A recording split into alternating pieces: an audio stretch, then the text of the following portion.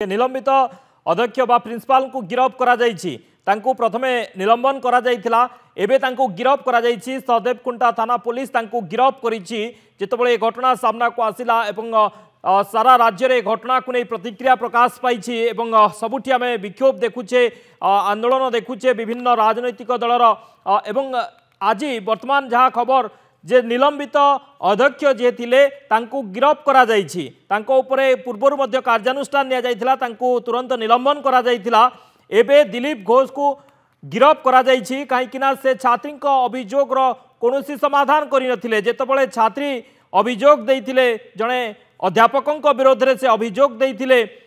से अभियोग को कोठना कोठी से अणदेखा करथिले एवं तांको से जो मीटिंग होइथिला जो आलोचना होइथिला से आलोचना रे छात्री जनक को से मध्य